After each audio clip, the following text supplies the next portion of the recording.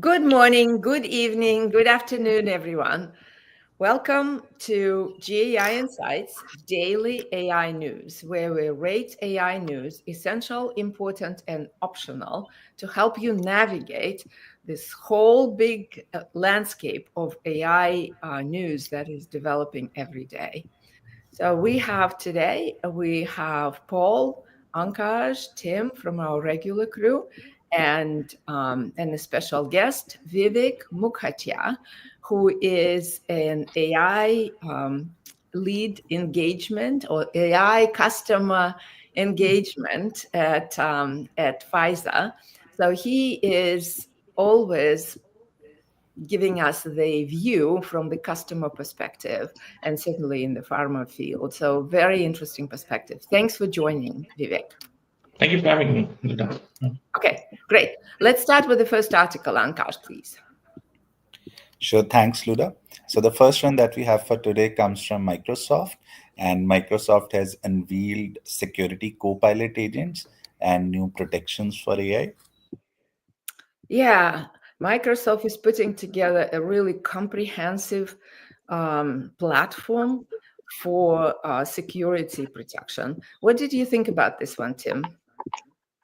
I think it's a well-written product announcement marketing piece, but that's what it is. And as a result, I would say optional. It's the one interesting piece about it is that they have expanded beyond Microsoft platforms, which I think is smart on their part to also make their tools work with Google.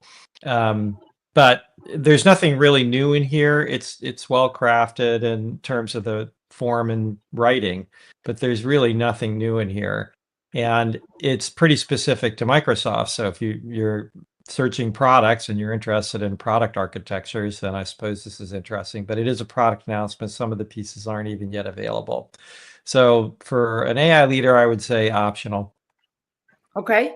Paul, what were your thoughts? Microsoft is a major platform, and they talk about the cohesiveness of the security capabilities, and that's from one perspective, it's very important. What did you think about this, Paul? I thought 100% optional. What do you mean end-to-end security? I expect these guys have end-to-end security. So well, no. So they have a whole bunch of holes, and what they're trying to do is plug those holes. The shadow AI we talked about, nobody really has a handle on. They are attempting to put a tool that would at least identify the shadow apps. So it's. I have to say, Luda, I disagree. Any company that has software control has control over its devices. Now, if you're not using the company's devices, there's nothing you can do and nothing you'll ever be able to do. If they are using their devices, then you know what they're installing. So I'm not sure what they're, and also they're browsers, and it's very difficult to prevent browsers from going to websites, specific websites, if they don't have to install an application. So they didn't address the hard problem in my mind, which is, well, what if you don't have to install anything? And Yeah. I, work with these people and ran these organizations for years. If you have Intune or whatever the MDM, as they call it, mobile device management, and now they even put them on computers, you know every bit that's on that computer. So I don't think that's right.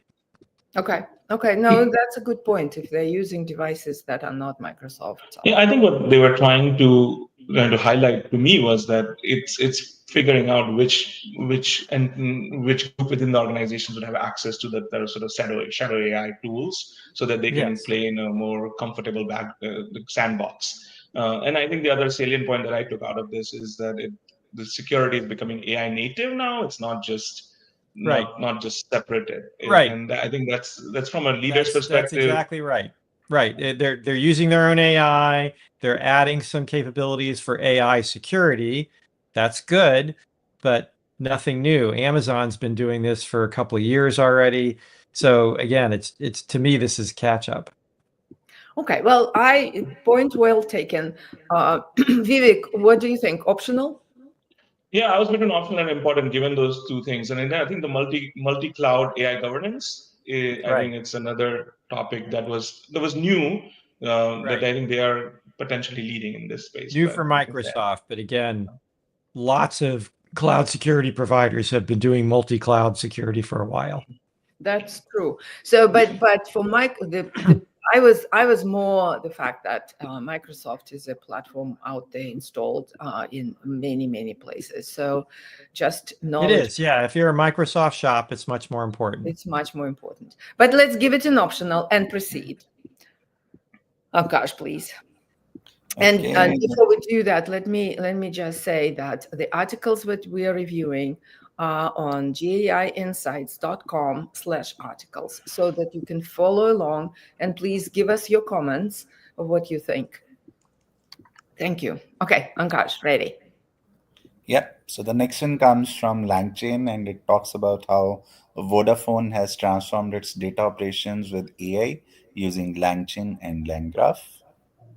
Yeah, a use case using LangChain. What did you think about this, Vivek?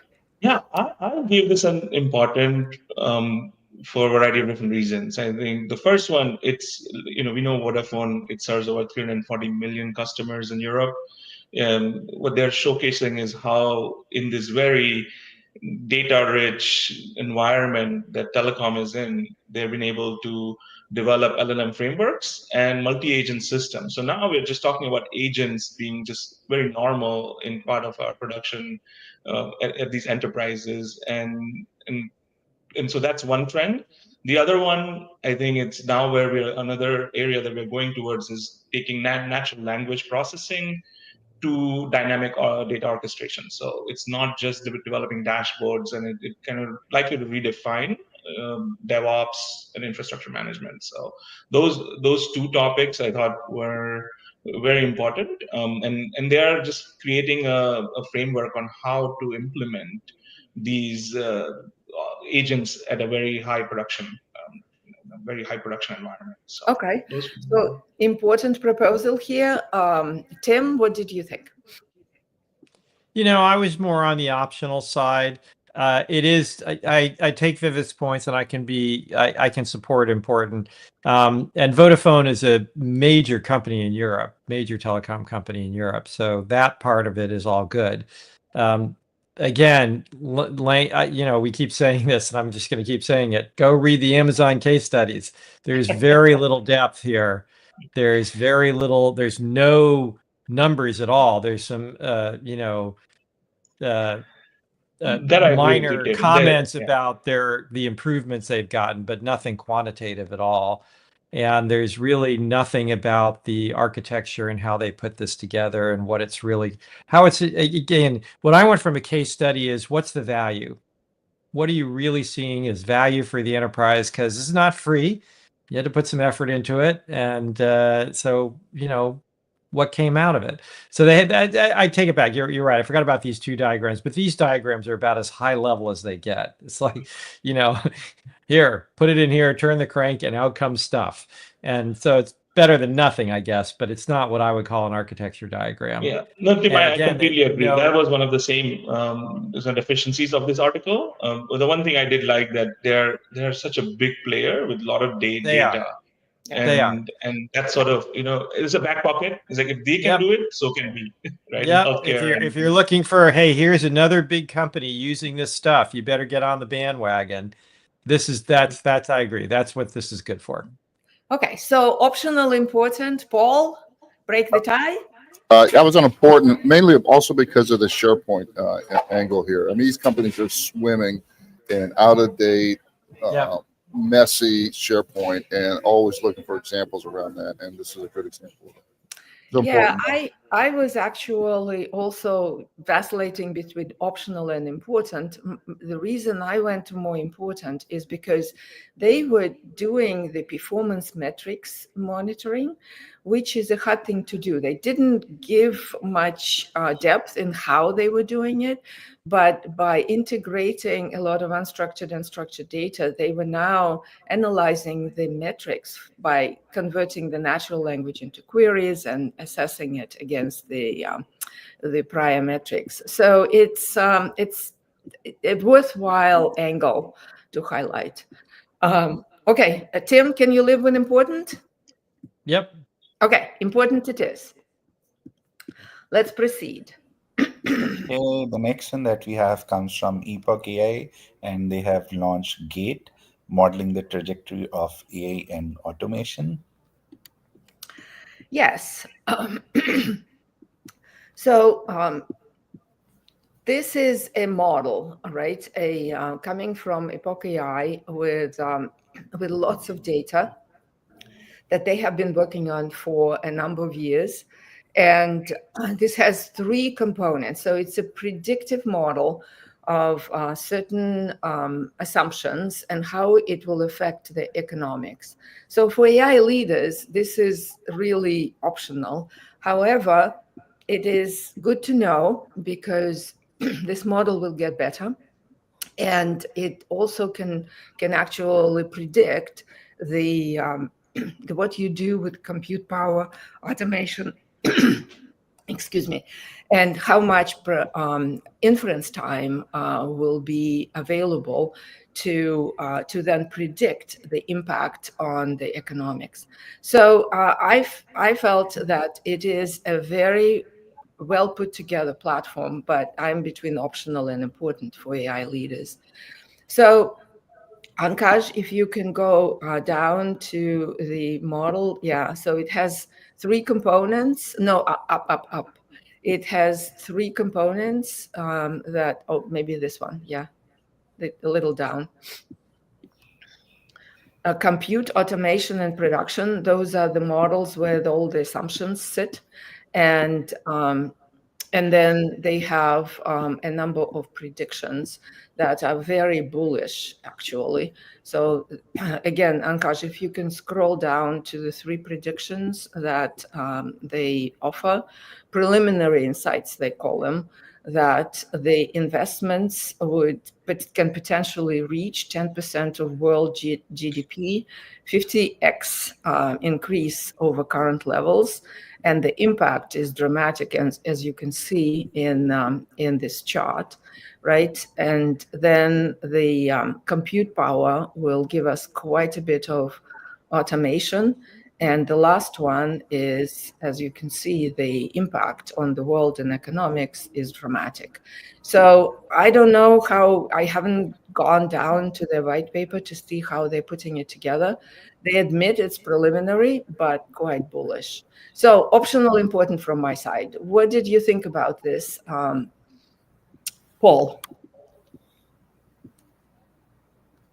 Oh, I definitely optional. This is early optional marketing. Okay, Tim? Yeah, optional to the AI leader. It's really interesting. I could almost give it an important in the Sfiokla sense of read this over the weekend and play around with the model to gain some understanding and see what you think. But I can't even really give it that much, honestly. It's really interesting. I'm interested to try out the model because these models can be very helpful. But whether it's $1 trillion or $50 trillion to most AI leaders is irrelevant today. It's big. It's important. You need to be addressing it. That's what really counts. Yeah. Okay. So sounds like optional going on. Vivek? Yeah, no, I'm optional as well, but I thought this was a fascinating read, and playing around with the model was a lot of fun. I think the thesis that they have is that compute can be scaled much more quickly than human labor, and this will lead to the increase in the effective labor force, right? And that's what's going to cause all the GDP gains. But the one thing I didn't like that I would love to see this model evolve into is put more constraints around energy and potentially regulatory impact on as countries start experiencing the negative side effects of AI. So I don't know how much this model is going to be that accurate over a long period of time, but in the short period of time, I would imagine yes, this is really interesting. Yeah, and just to put a point on that, the interesting thing is that again, it's interesting and could be very important in terms of helping us think about it. But the reality is, GDP doesn't measure benefits or digital goods. It's very hard to capture oftentimes the gain. So there are two issues. One is, if I stream something on my phone, that doesn't count as GDP. And So it's very, very difficult. I mean, if I buy something from Amazon, it counts, but if I watch something on Amazon Prime, it doesn't. And so it's these calculations are really tricky. And the other thing, of course, is if the AI is so good that nobody has to work, but GDP is still great and everything's being produced, what happens? So that's one of those bigger questions epistemologically of, right, the attitude right now, we still live in the world of the Protestant ethic, which is if you don't work hard every day, you don't deserve anything. And that is a huge human factor. And we're going to have to cope with that if we suddenly don't have to work hard. Then do we just give all the money and to people who created this stuff and everybody else just sits around being miserable because they didn't work? Even if all the food and everything is being produced perfectly. Imagine that. I can't. I don't think that will happen. But it's really an interesting platform to experiment with all kinds of scenarios like these, right?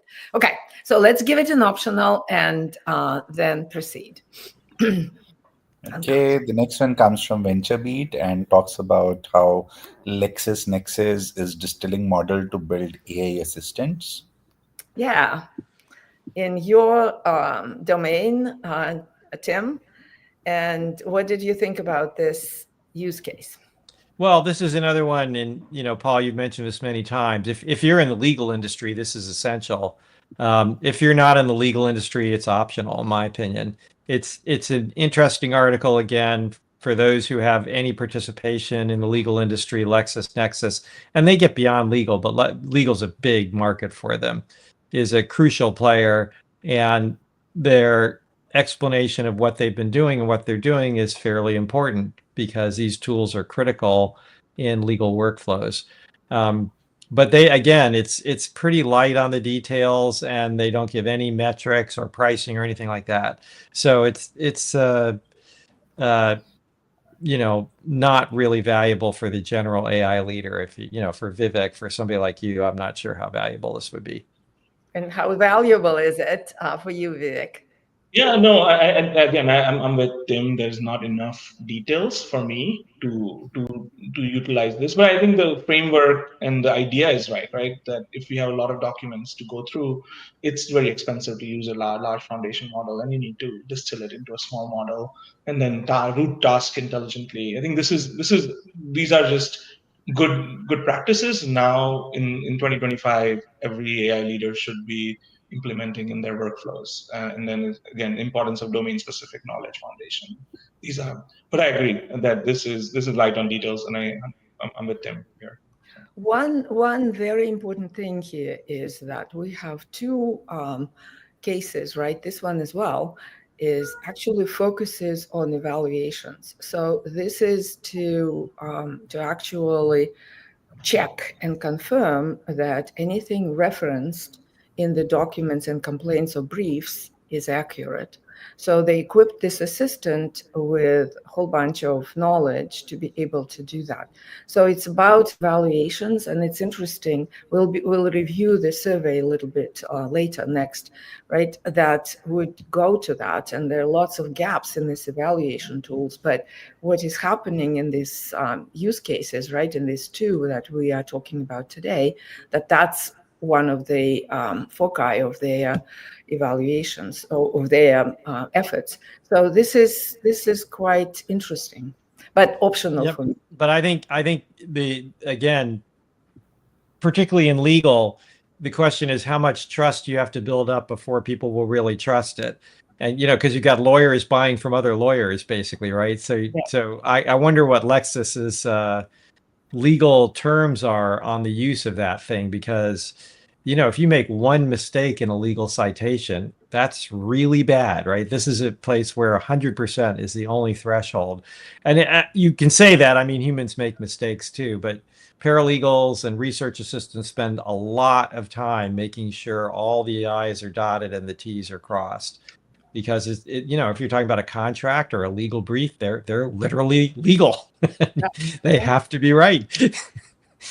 But that's the focus of this thing. So that's interesting, right? Right. But the question is it 90%, 95%, 99%, 99.9%, right? Those are big differences. But again, specific to the legal industry. But they didn't even say that, right? So they didn't go into any detail on that stuff. No detail, right? That's why it's optional. Optional, Paul. Okay. Optional.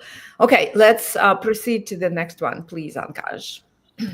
Okay, the next one is a research paper, which is a survey on evaluation of LLM-based agents. Yeah, that's the one that I was referring to. So, Vivek, you got a heavy lift this time. Yeah, no, this was great. I think we already had 2 articles today talking about agentic implementation. And I think this is a good counterbalance on how do we actually evaluate LLM-based agent systems, the ones that use LLMs for navigating different tools, orchestrating different tools, remembering things. So what this paper does is an excellent reference guide and identifying and giving a list of all the evaluation tools that exist today in a variety of different domains, from coding or navigating websites, and how agents are used right now in scientific research. And they surveyed all of these benchmarks, and what they identified is that the whole area of evaluation of agents is getting better, but they're not really great at safety tracking or cost analysis. But it's, again, as an AI leader, this is a great reference guide to have. And I was between optional and important given its complexity, but I landed on important for this article. Yeah, I was important as well. Tim, what did you think? I can go with important. I mean, it's a long article, but I agree with Vivek. Survey articles in a new market are always helpful. And it's a reasonably good survey article. So again, if you're looking for something to take account of the evaluation tools that are out there and point out the gaps, as Vivek pointed out, safety, big gap, then this is good. Yeah, so I actually personally think that this is a critical area that we will hear more and more about, especially on the agent front, because you have to put together tools. You can't do it manually. When you have zillions of agents running in all directions and they are orchestrated into a platform, you will have to have evaluators on the agents to figure out whether they're doing it right or not. And that's why this is an important survey, to at least put together what's out there, how they're looking at that. There are platforms that they also talk about, and the fact that it's in platforms are evaluating in real time, and also evaluating the decision-making processes of these agents. So it is an area that I think we will hear more about. All right, important it is. Let's proceed to the last one. Ankash, please. Okay, the last one is a case study from booking.com and OpenAI and how they are personalizing travel at scale. Yeah, I happen to actually be putting together a trip to Europe, and booking.com is one of the sites I use. So I can give you firsthand that I don't think this tool is quite ready yet, but it is a foray in the right direction.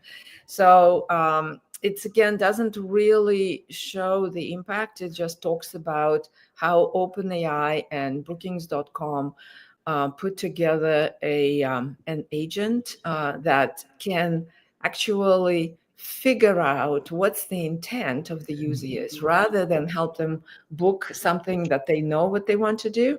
They want to grab the intent and then show various options that the user can go with. And they also try to get the communication with the hotels better, so that you can ask questions and actually have more certainty about how good or bad or whatever is in the hotel that you're looking for. That's the thing I checked, and it wasn't very good. It can answer whether the cribs are available and you can park the car, but deterministic things, but not really more than that. So I rated it optional. And what do you think, Tim, Vivek? Yeah, optional for me. Again, read the Amazon case studies. Yeah. Where is this thing deployed? Who's getting use out of it? What value does it really create? I mean, it's good. And again, booking.com is a major site. But this is just marketing, and it's okay, but not really that exciting. And of course, Luda, your experience just makes it that much less exciting, which is, well, it really is marketing, more, bad marketing, because they're marketing a product that isn't really all up to what it really represents and should be. But it will get, see, what I like about this case is it will get better and better. They put together the skeleton. It will, and They will this keep working on it, right? Yeah, and this is obviously the goal. I mean, the thing is that as basic trip planners, any LLM is already pretty good. And so what you really, so they're after the right goal, in my opinion, which is what you really want is a true, kind of executive assistant who knows you really well and knows what you like and knows your intent, as they say. But they didn't really give much demonstration, and your evidence is anecdotal, but more evidence that it's not really there yet. Yeah. No, I find the future exciting, right? Because this is kind of lays the foundation. Imagine we want to, go on a, not just this, but I'm on a vacation. I want a wardrobe that matches the vacation, and the intent, understanding the intent, which what these models are excellent at.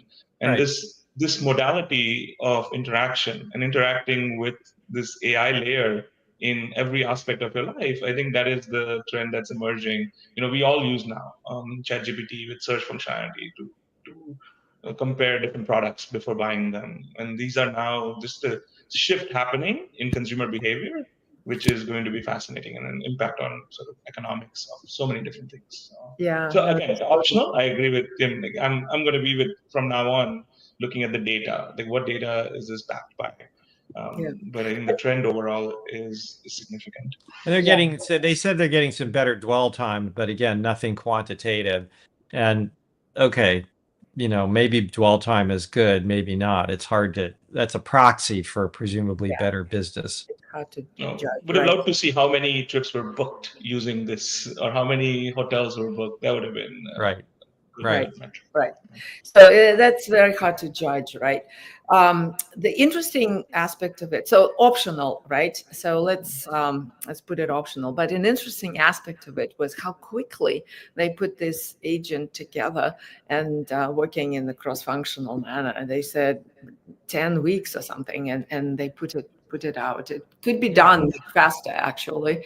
Yeah. But so this I think there's a lack of understanding. I was just having this conversation yesterday, and it's just going to get worse because AI accelerates things. It's not that hard to build systems anymore, even if you don't use AI. Okay. I've put together systems in 3 weeks, production systems, right? It used to take us 9 months at a minimum, and we were considered super fast at 6 to 9 months. And now you can do it in 3 weeks because, if you have Amazon Web Services, there's so many incredible services out there that with a team of a couple of people who know what they're doing, as I call them, the master craftsmen, you can put together production systems in a major hurry to do things that people already know how to do, order entry systems, stuff like that. Yep. And AI just makes it that much easier and that much faster. So yes, it's good because the biggest thing to overcome is organizational inertia. That's the hardest part, is just getting somebody to say you can have $5 to buy a pizza, right? And because that's about the equivalent effort in a large corporation. It's literally, we used to call it pizza money. That's what you want to do is. And I think, Tim, that is what's going to be brought to surface even more so now, with how fast every other function is going to implement these things. So. Yeah, totally. Yeah. Okay, Pankaj, do you have a scorecard for us? Yes, Luda, coming right up. Sounds good.